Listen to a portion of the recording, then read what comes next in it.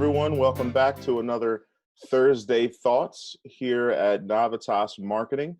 I'm Zach James. The very hairy man currently below me on the screen is Kevin Homer, CEO of Navitas Marketing. And today's guest is Laura Templeton. But real quick, Kevin, give folks a little status update on what we're looking at right now. Well, first of all, you got to be careful with your descriptions because on my screen, it was actually Laura who was below you. So you described her as the very hairy person. So you got to be careful with that. Fair. Yeah, you should actually be thankful. I have gotten one haircut so far in the past 4 months. Otherwise, what you're seeing here could have been twice as bad. But we've had a lot of people tuning into our Thursday Thoughts. I don't know if it's because of the great topics we're discussing or just because they want to see quite how wacky my hair and beard look today. Sorry, this is actually a little bit tamer of a version. So if you're here just to see my hairstyle, come back next week or the next few weeks. Indeed.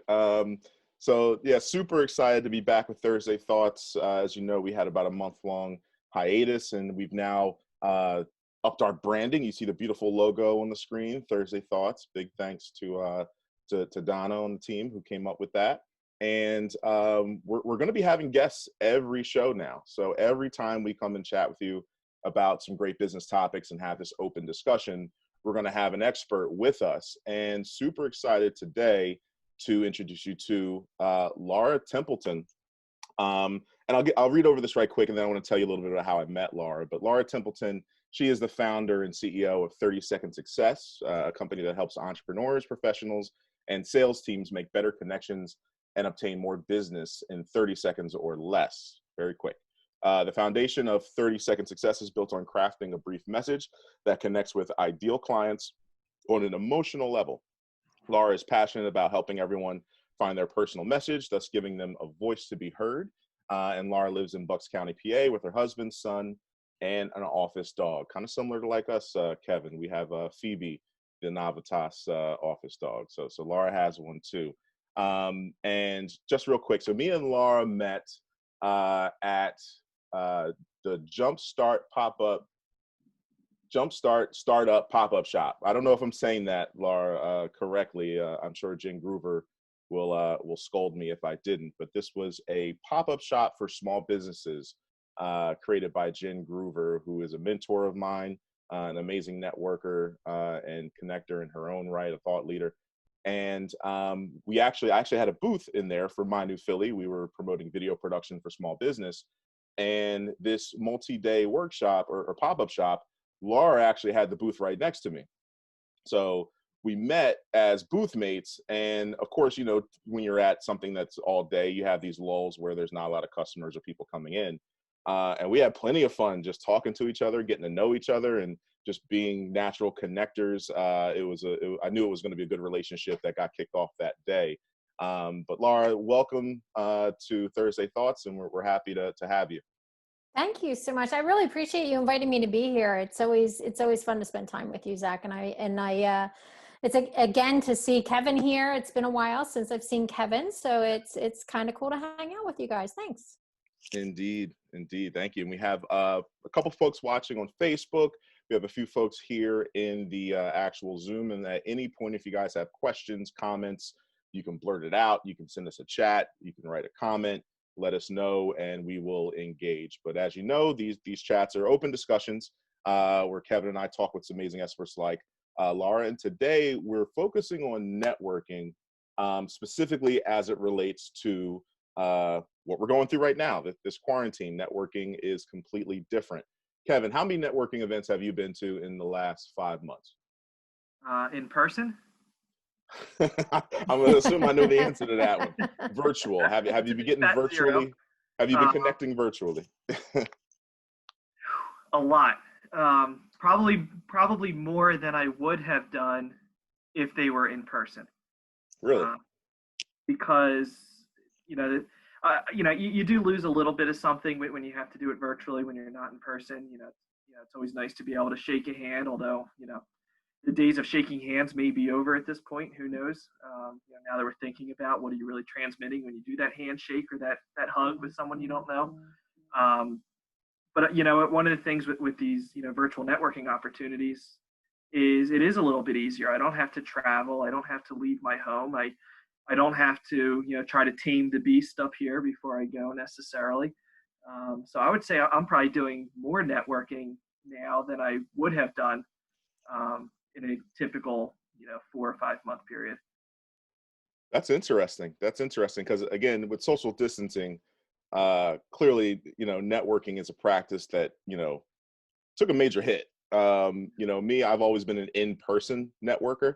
And I had to readjust because I'm used to, using body language and really, connecting with folks. And I'm a hugger. Like, this is a whole different ball game for me. I feel like I'm at a disadvantage. So I'll admittedly say I haven't been to as many as I probably would have if it were in person. But chatting with Laura earlier, she gave me a couple key tips to people being able to network, keys to being able to do this successfully virtually. And as you can tell, just looking at her setup, how your presentation looks is clearly something that is valuable. But one of the first things you mentioned to me, Laura, was concise and accurate messaging. Can you dive a little more into that? Yeah, I'd be happy to. You have to remember, just like in-person networking, we have an opportunity to share who we are, what we do, and who we help. So you need to make sure that your message is spot on, because you may only get 30 seconds, right? There may not be a whole lot of interaction depending on how many people are showing up at a virtual networking event. So you want to make sure that what you share about who you are, what you do, and how you serve your audience is really spot on and becomes very memorable, so people want to connect with you afterwards. It makes all the difference in the world when you're sharing with folks that remember, it's when you're in person, you can kind of gauge their energy. You can feed off of what they're doing in response to what you're saying. It's not as easy when you're virtual. So it's that much more important to make sure that your message is really clear and that you can express in a very emotional, intentional way what you do and what you deliver. So being very clear on your messaging is so much more important when you're virtual, because people can't always read your energy, or you can't always read. So that's really going to come into play big time in the virtual networking arena. I kind of feel like I should know this already, because being in the video production space, I tell everyone when they get in front of the camera that the camera sucks half of your energy. So you need to bring like 150% just to be like passable, just to be good. And for some reason, I don't practice that same method when I'm on Zoom. Like being able to not only do it accurately, but again, I relied always so much on body language. So I've struggled in that space and how to really get that across on Zoom. And Kevin, you were about to say something?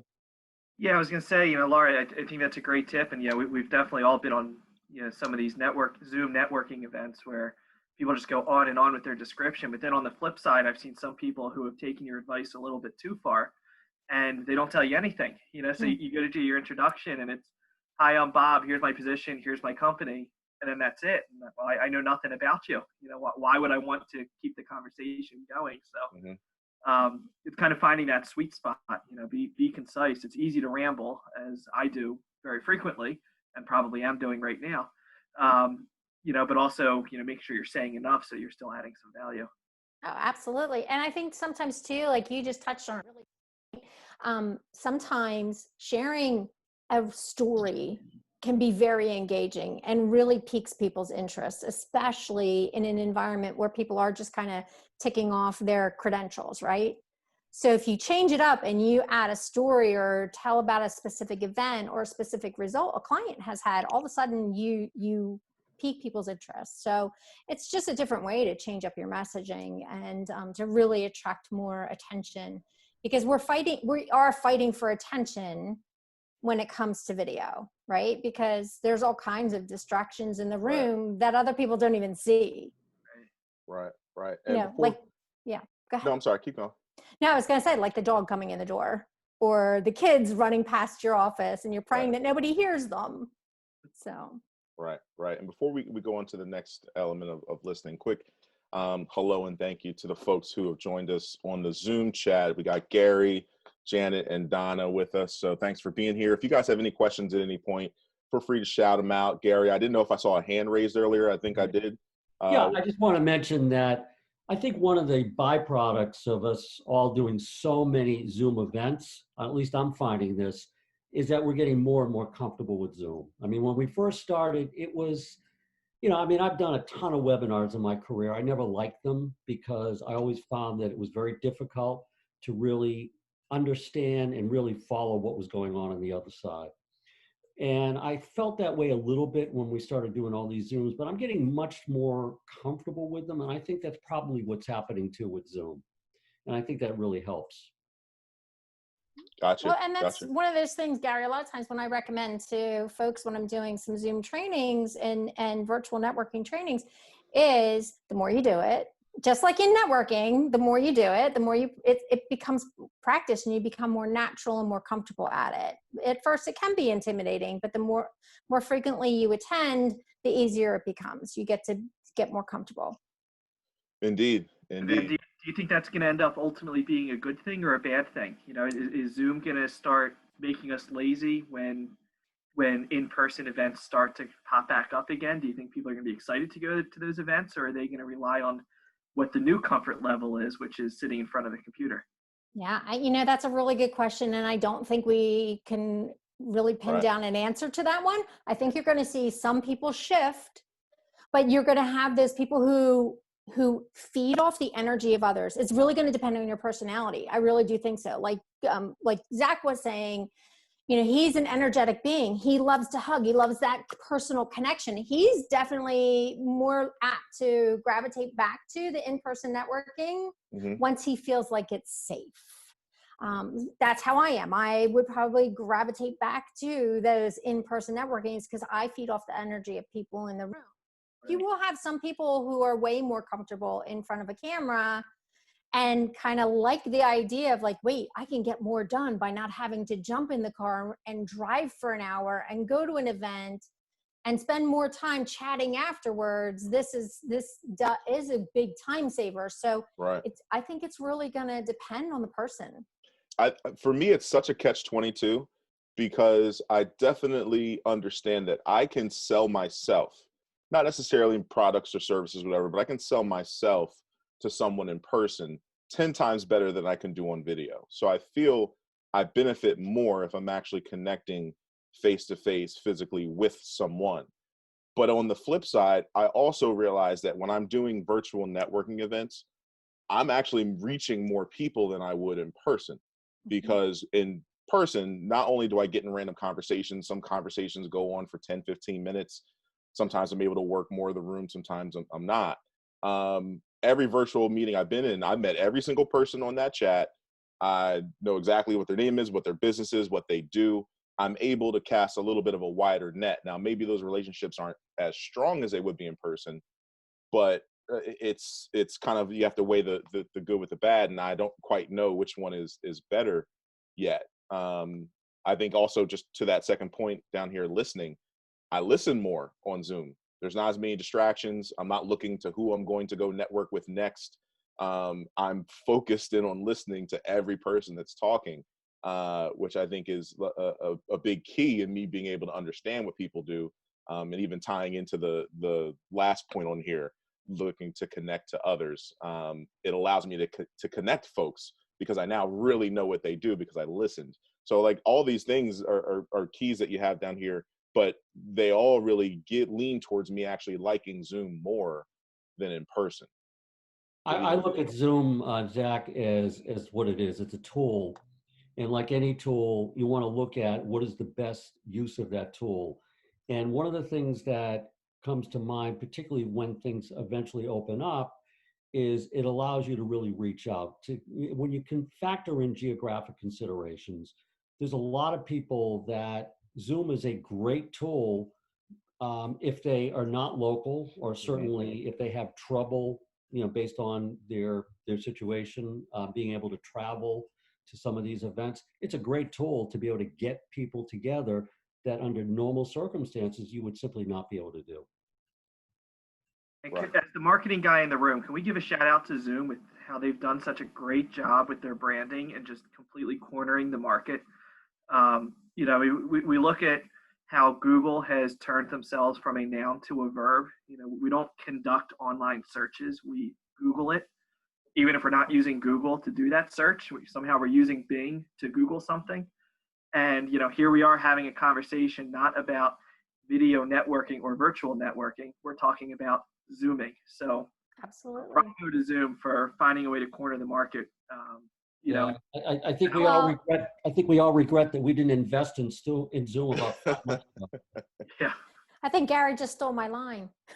No, and you know what, Zach, to your point about being intentional about listening and networking, you do need to attend virtual networking just like you would in-person networking, with being intentional about who you want to connect with, understanding who you're listening, what you're listening for, right? What you're looking to accomplish by attending those meetings.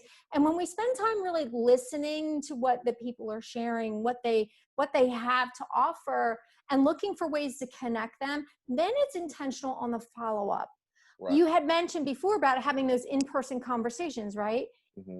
Being very intentional about follow-up, connecting with each and every person in that meeting, connecting with them on LinkedIn afterwards, inviting them to have a coffee conversation is a huge step that a lot of people are not taking from that virtual networking opportunity. Okay. You're not, you know, I don't remember, I don't know if you're familiar with it, but on LinkedIn, if you go to that one, it's called Nearby Here, and you turn that function on, it automatically connects you to all the people that are on LinkedIn in the room. It's kind of the same thing. You want to connect with these people intentionally afterwards. And LinkedIn is a great way to do that. Find them on LinkedIn if you can, you know, write down folks' names or take notes. And that's a big piece of it, is being intentional about the follow-up when you're showing up for the virtual networking, just like you would in person. Gotcha. It's actually a good segue. Earlier we were chatting about some tips, and one of the things you really mentioned was preparing as if it is in person. You basically are going to be treating this just like you would a normal networking event. Can you give us a little more detail about that? Yeah, absolutely. So preparing as if it were in person. Remember, these are folks that you want to do business with, right? So why not approach it from a very professional manner? I know when I first started networking virtually, I had to I was like in my office and my walls were purple, of course, not my brand color, right? So very intentional about, okay, brand awareness, because when I go to networking events, I wear my brand colors. It's very important to me. People know what my brand colors are just because of that I always wear. So I had to be intentional about the space around me and showing up in that same manner. And it's funny because through all the networking that, you know, the virtual networking that I'm doing and the folks that I network with on a regular basis, every week I'm seeing improvements. Background screens are changing. They're showing up differently. The clothing, it's becoming way more professional because they're getting more comfortable doing it. So, and they're understanding, hey, this is a business opportunity. This is a business. This is a place for me to connect with people. People want to see me showing up professional because they want to refer me to other people and know that I'm going to show up in a professional manner. That is really important. How you show up online is how people are going to view you. And then it's going to give them, it's like, they're going to feel comfortable referring you to their friends, right? And the people that they think you would be a good connection for. So you have to take all of that into consideration, you know, and I love what you share here about being ready with the virtual business card. Again, that chat function, get really familiar with the chat function, but don't get distracted by it. Add your email, add your website or your LinkedIn URL, and put it in the chat so everybody has access to it, because you know, that way, if they want to connect with you, they can download it, they can save it, do a screen scrape, and then they'll have it for later. So that's really important, to use that chat feature, but just don't get lost in the chat. I've seen too many people like distracted by the chat with these conversations going back and forth that everybody sees. If you want to message somebody, message them privately. That's just another side tip. I'll tell you this, Laura, chat etiquette has caused some of the more comedic moments Uh-huh. in my last few months. People Yes. thinking they're talking private and putting some ridiculous messages in a group chat. Like, I've seen it happen a handful of times now, and I've screenshotted it. I'm like, oh, I'm going to share this to somebody later. I have actually a story I'll tell at the end of probably the funniest thing that's happened so far. I'll save that for the end. But no, fully agree. I've actually started doing this now, where before I go into any Zoom networking opportunity, I go to LinkedIn, I copy my URL, and I have it just ready to paste as soon as the chat opens up. So I put it in there and really encourage folks when I get a chance to like address everyone. I always encourage them to connect with me there, and it seems to work out well. I'd actually even think Janet, who's on this chat, I think we met from LinkedIn because we were putting each other's LinkedIn in a networking event group chat. So it does work. You connect with folks and you start to build relationships. So yeah. And the other thing that adding that to the chat I know this is going to sound crazy, but again, it positions you more of in a leadership role, because you're taking that extra step to just automatically do that, right? You're saying, hey, and then other people start to follow suit and do the same thing. Indeed. So it's kind of like you're stepping into a leadership role when you do that, like, or you might even suggest it to the person who's running the meeting, who's the host. Hey, why don't, would you mind if we have everybody put their LinkedIn URL in the chat so that we can all have that for later? And the host will appreciate that. It's taking that leadership role, kind of sets you apart. Right. So I agree with that, but my only question is, and my only concern about it is, could that be a distraction? Because everybody's on the chat, going back and forth, putting all their information in.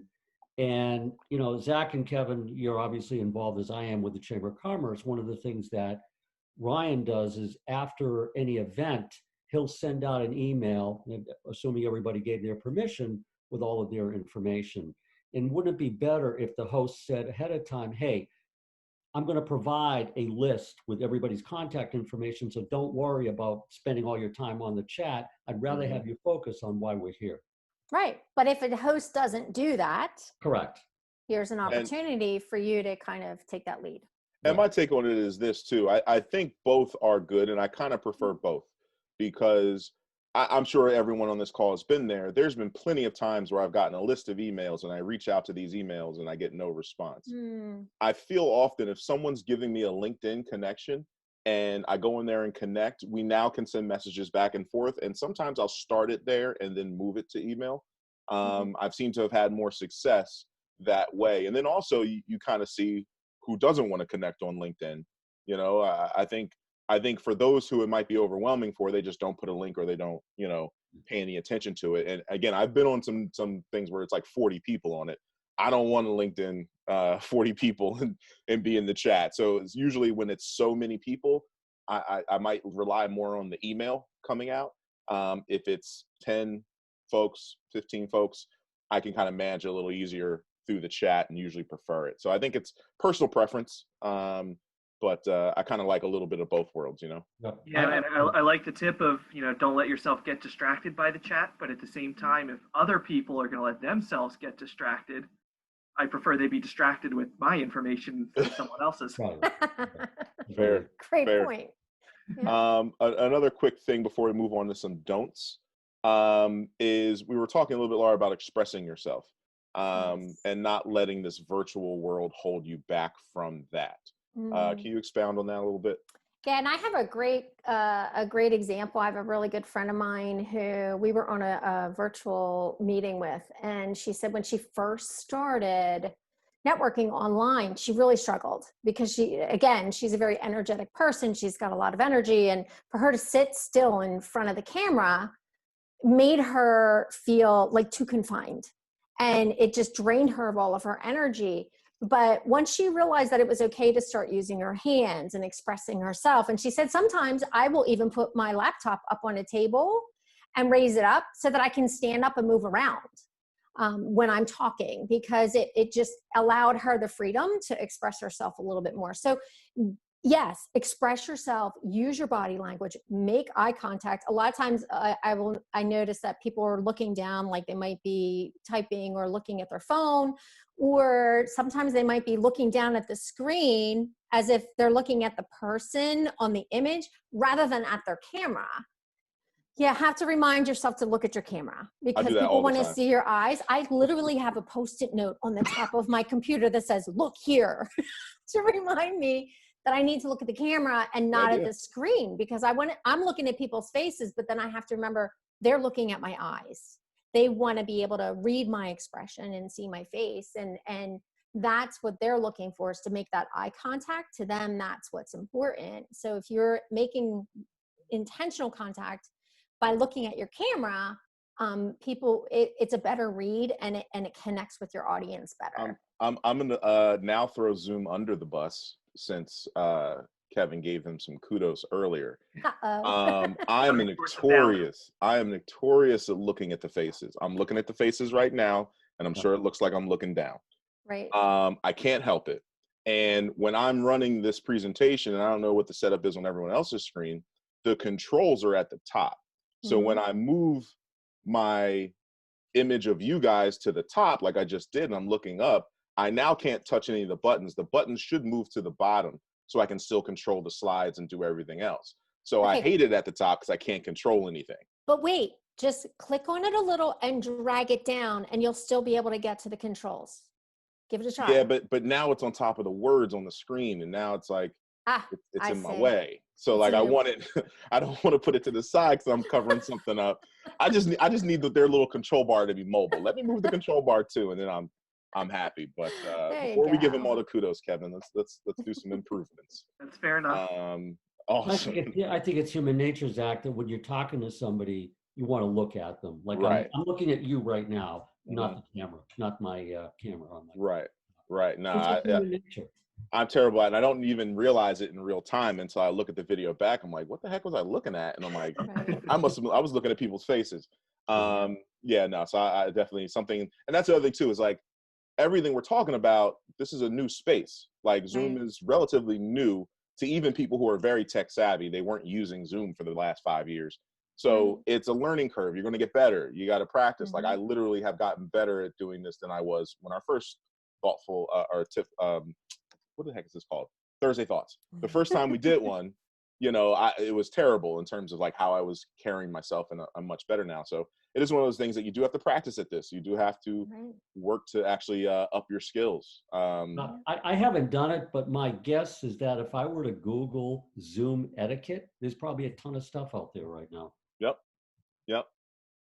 Well, actually, I'm even doing a this training. video will be out there shortly. This video will be out there.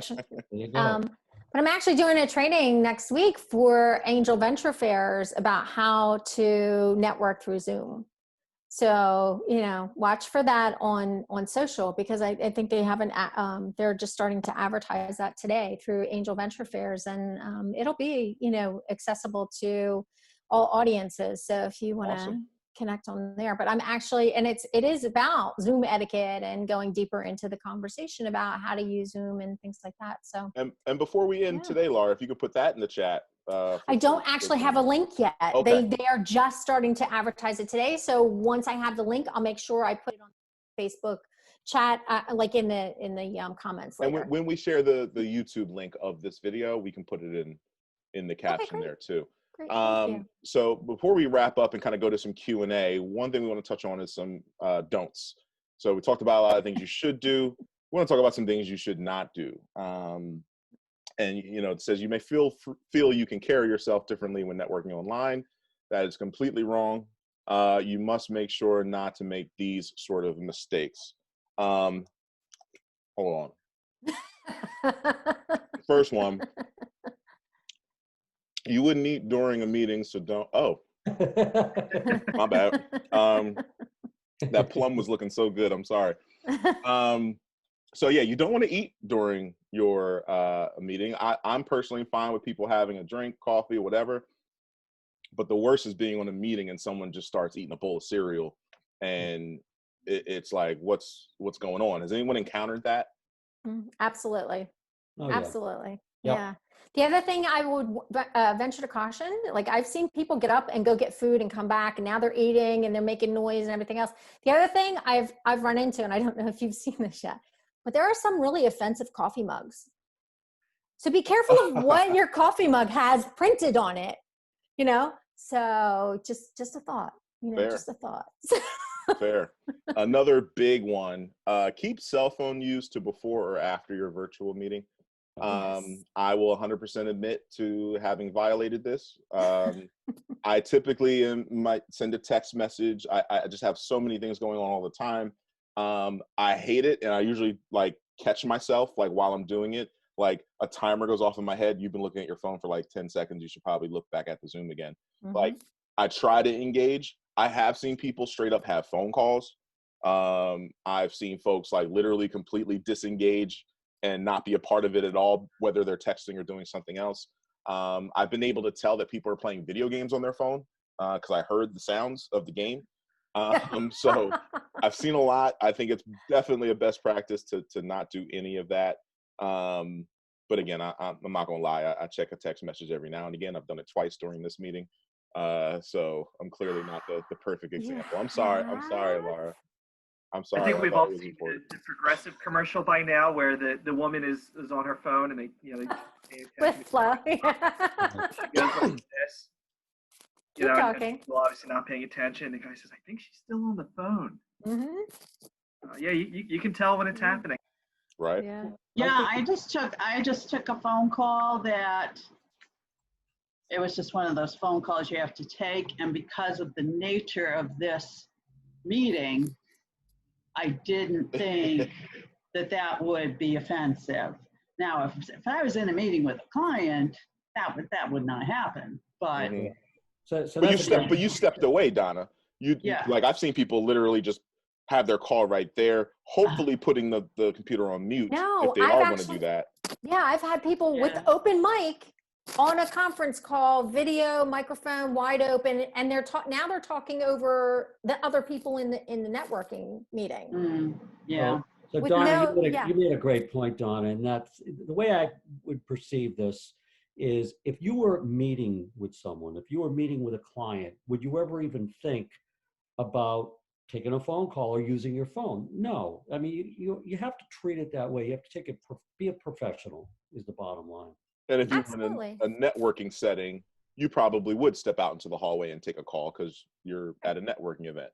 Depending Right, on what it is, depending absolutely. on what it is. Right. You Right. know, I mean, most of the time, phone calls are not that time sensitive that you can't call them back once you're done. Yeah, And it all depends. Yeah. Yeah.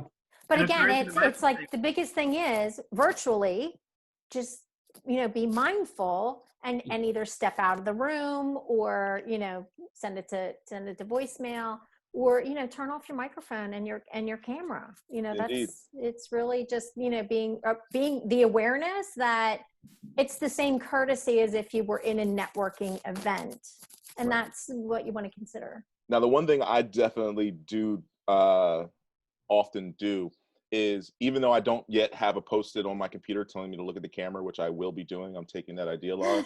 I do have like the security thing. Yes. So like sometimes I'll go mute and I'll put that on, and that way no one even sees what I'm doing. Of course, you can also just stop video on the Zoom and hopefully Well- have your logo or some sort of maybe business information on that screen, which is also beneficial too. Right. So if you do where you make sure you upload either an image or a logo on Mhm. Zoom so that's what shows up when you turn off your camera. Indeed. Yeah. They give you that option as a feature. You might as well take advantage of it, right? Right. That's with the free Zoom too. Yeah. I caught Donna testing it out as you were saying that. I caught you.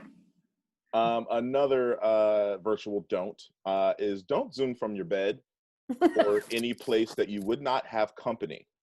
Yeah. So if you wouldn't bring someone there in your house into that space, don't Zoom from that space. I think that's pretty self-explanatory. I have had assumptions that I was on a call with someone who was in the bathroom, Mhm. and just the look of that room, I was just like, those are things I see in my bathroom. Mhm. Maybe the house is separated, set up in a different way, but it looks like you're on the toilet right now. And I didn't say that, but I really felt that with my heart of hearts, and I'm pretty sure I was right. And it's a So very uncomfortable feeling, right? From very your much. perspective. Yeah. I did not connect with that person on LinkedIn. What about all the people that take advantage of the backgrounds that Zoom offers and just post a fake background? What do you think about that, Laura? Well, fake backgrounds are good if they're used properly. You have to really remember, Zoom actually gives you a feature where you can upload a background, whether it's one you use or one that they provide. And there's like a little triangle right next to the video at the bottom of your computer where you can actually select a Zoom background. The one thing you have to remember, and I'll show you. Let me show you. What happens is when you choose a virtual background, if you don't have a green screen setting, it doesn't always work well. So now you see me, and now this is trying to use a Zoom background, and it's not working right, okay? So it really only shows up on the green part of my clock, and the reason why is that part of my clock is green. So it shows up on green screen well. Now, if I had just a plain white wall behind me, it would show up really well, and or a green screen behind me, it would show up really well. So you just have to be awareness. What happens sometimes with people who use those virtual backgrounds, literally it almost like makes this weird imagery, and sometimes they disappear in it, depending on whether they're moving around a lot. It's too distracting, in my opinion, when that happens. So if it works well, great. The other option you have is to have a banner made. I have a friend of mine who does Zoom meetings all day long, and he actually has a couple of banners made that I think he used, he got them from Amazon with his, logo. One actually looks like an office setting. Another one looks like it's got a big logo from an organization that he's a member of. So he just hangs them up on the wall behind him. Mm-hmm. And, you don't have to show your whole entire room either. That's the other thing people don't realize. I'm literally 4 feet away from the wall behind me. The rest of my room, trust me when I tell you, I would not show it to you on video because it's full of boxes. We're moving. But you don't need to know that, right? So you just get this, what looks like this big room with all this vast amount of space. But in reality, I'm only 4 foot away from the wall behind me. So think about that. That background is, it is important, and it can be distracting when it's all kind of wonky with those Zoom backgrounds if they're not done well. Indeed, and a shameless plug.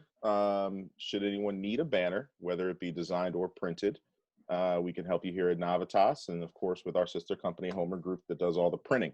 So just like that pull-up banner that's behind Laura, we create those in our sleep. So let us know if you need something like that. What's a green screen setting? Are you talking about just having green on your wall, or are you talking about an electronic setting? It can either be green, it can be a green screen, technically green fabric that you hang from your wall, okay, or an actual green banner that you hang. Okay. And then you can project an image on it and it shows up much better because it the images will replace that green. It's that common color that will just kind of disappear. Yeah, we use it a lot in video production when you want to put some sort of video or imagery behind a person, but they can't really be there. If I want to put you on the Eiffel Tower, but you're not in France, we can do it on the green screen and it look like you're there. You can kind of tell with your naked eye if the person's really there or not. It's not flawless. But when you're talking about movies and stuff, they make it look flawless because they have that kind of technology and equipment. But you can do some low-level stuff, with the green screen and your computer. So I'm gonna let you take this one all the way, Laura. Okay, so I have had the unfortunate mishap of somebody having their cat walk across their computer screen, turn around to give them kisses, and now we get to look at what's underneath the cat's tail. So avoid having your pets walk across your computer, please, across your monitor, your camera, wherever your camera is. It's just not pretty. And it's up close. And it's very up close. Yeah. I've been on a lot of calls where there's a lot of dog barking, and that's very distracting. So, we're in a situation where we're at home. Yes, dog barking can be distracting. It's happened to me. And I think if you do have a pet, one of the things I would definitely recommend as far as noise is get noise canceling headphones. That does help. It reduces the ambient noise. It won't cut it all the way out, but it will, in consideration of the other folks that you're working with. That's why I wear these, because I never know when Knox is going to start barking. The office dog is going to start barking. But my biggest thing is when people think that you have to remember, if you're showing off your pets during a video when other people are talking, it's very distracting, and it's a little bit inconsiderate for the person who's actually talking, because now you're taking all the focus away from them and putting it on yourself.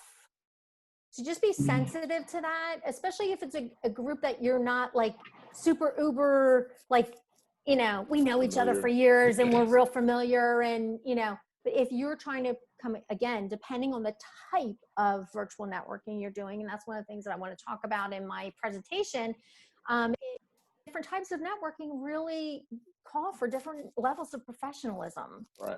If it's a group you're familiar with and you could show up in your PJs and a cup of coffee and say, hey, let's hang out and do like maybe an accountability call or a mastermind group. Yeah, then it's not as much of a big deal. They know your personality. But if you're trying to make an impression on the people in the room, just be cautious that you're not detracting from the person who is speaking in the moment. Right. It's funny, Laura, because then on the flip side, my dog, similar to you, my dog comes into the office every day, and our clients and our staff and everybody always looks forward to seeing her. And then I have these Zoom meetings, and everybody wants her to come on camera, and I can't get her to come downstairs and actually cooperate and get on there. So, the pets who don't belong on camera are the ones who seem to end up there. Right. And then the ones that I try to pull into the virtual meetings are the ones that won't participate. Yeah. Indeed. It's interesting. Go figure, right?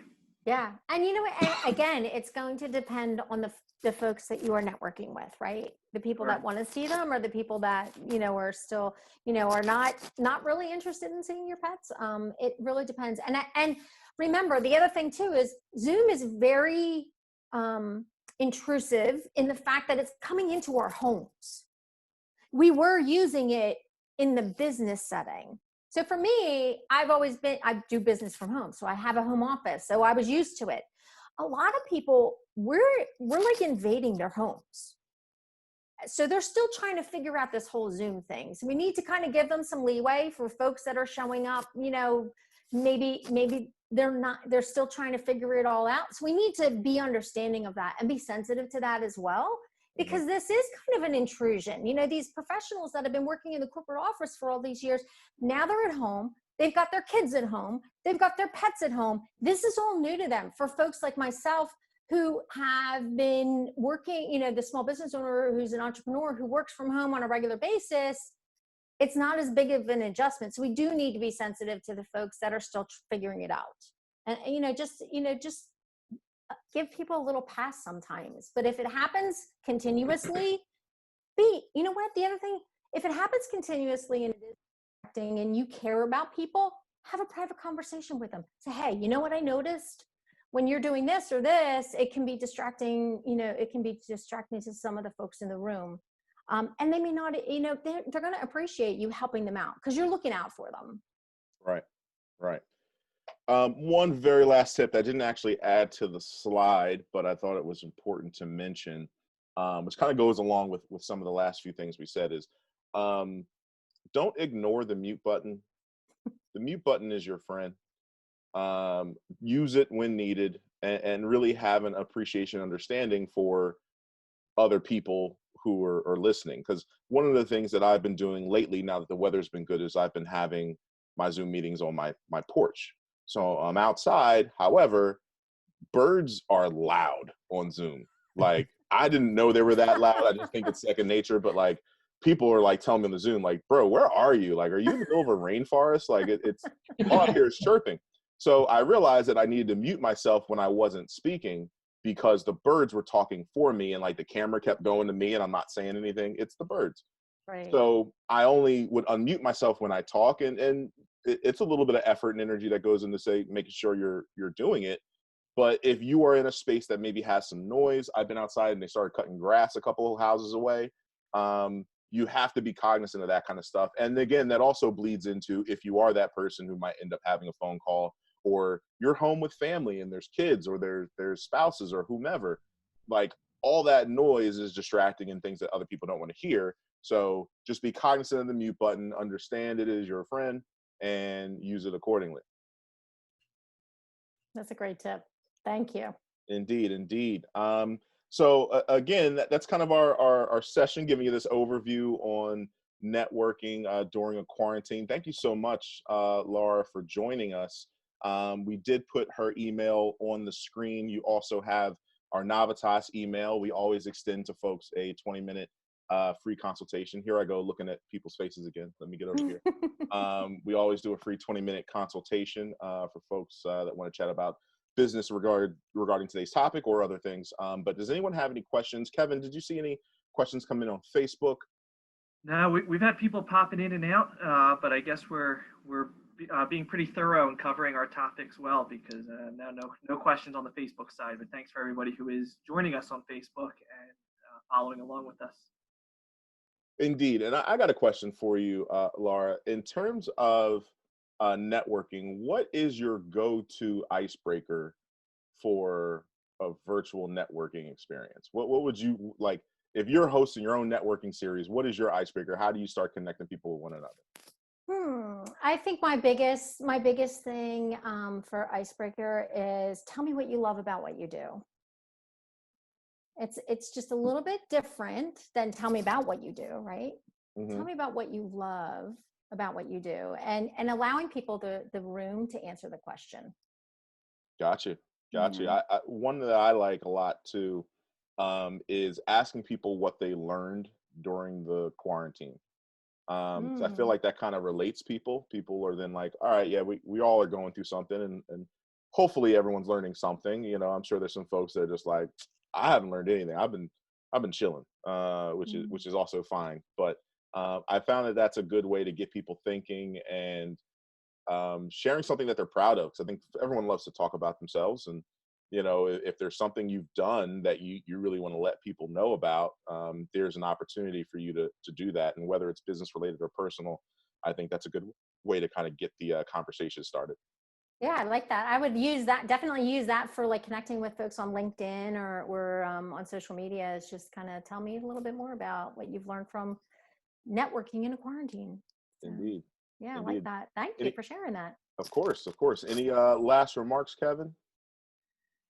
No, I just want to thank everybody who up to this date has been either joining us live or watching our YouTube videos after the fact, watching the recordings.